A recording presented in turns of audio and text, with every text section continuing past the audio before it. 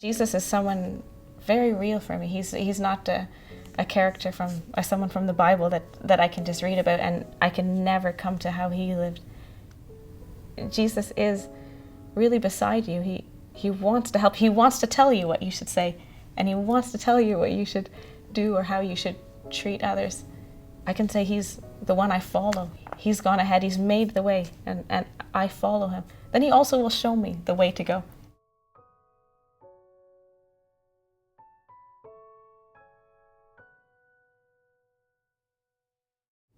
Jesus didn't want people to just worship him just for the sake of worshiping him. He wanted ones who are followers of him, ones who are his brothers and sisters. And that's how I've experienced Jesus in my daily life, in my situations. He's very real for me and very close to me in my situations. I feel that when I go to work, for example, in the office, or when I go back home to my apartment, that he's there. He's following along. He's there to help me. Jesus tells me what to do through his word, through what's written in the Bible. And I've experienced for myself personally that it's often verses that come to me, or not necessarily just verses in the Bible, but things that I've heard or things that different ones have encouraged me with. They come to me, or an example that I've seen in somebody else of how they've taken it in a similar situation, and it comes to you, and you know, oh, this is the way that I need to take it. This is the way Jesus would have taken it. So you find that when you need help, you want to take it right, you do get the help you need. These words that come to you are not an accident. I know that for myself. It's something, I know that it's an instruction. I see it like that. When these verses come, it's an instruction that God is saying, Sarah, you do this, and then this is what I want you to do. Then you will have the spiritual growth. Then you will come to more of these virtues, more of these fruits.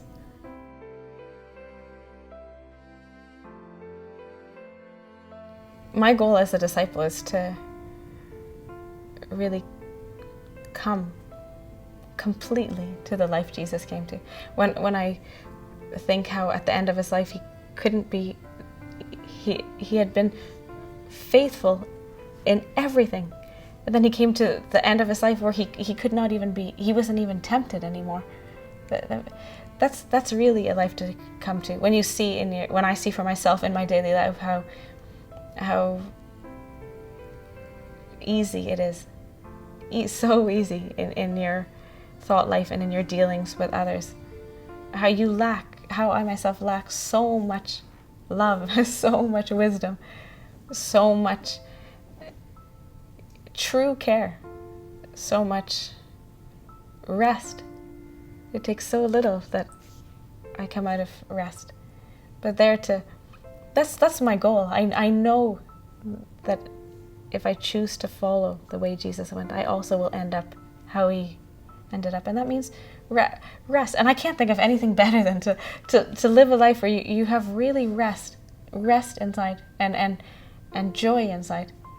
And that's something that nobody can take away from you. That you have it inside. It's like it's written. You gather those treasures in heaven. Nobody can take it.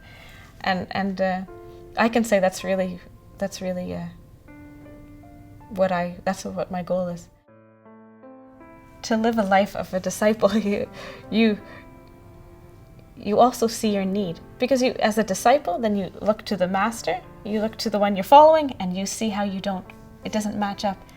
But that should lead you to give you a longing that you can follow, that you can see what you lack, and it should be far from it that I become discouraged or become, I feel it doesn't work. No, that's my goal. So I work towards that goal. I was thinking of the way Jesus took it, and it's written that he when he came into temptation, then he cried to God with cries and with tears. But the fact that I see that I'm weak and that I'm tempted easily, and that I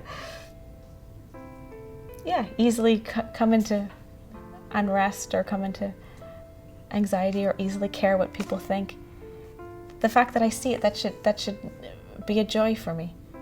Because if I don't see it, then I don't see the goal either. To be aware of your weakness, to be awake and see how your life you haven't become like your master yet. That means you're a disciple, actually. I really look forward to Jesus coming back. He's been someone who's close to me. I feel like I know him so well. Because he gives me help. He gives me words that I can use in my daily life and in my daily situations. So I really look forward to the day when I can meet him. And that day when Jesus comes back and the bride, or that means those who are his disciples, who have followed him, have seen the way he lived, that pattern he lived, and followed that.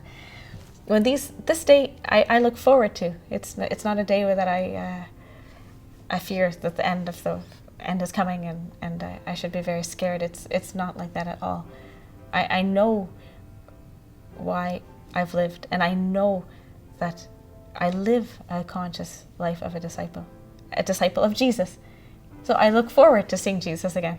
I look forward to see this one who I've followed, his life I followed, and also speaking with him face to face and how he had it in his daily life. And it's I look forward to that day.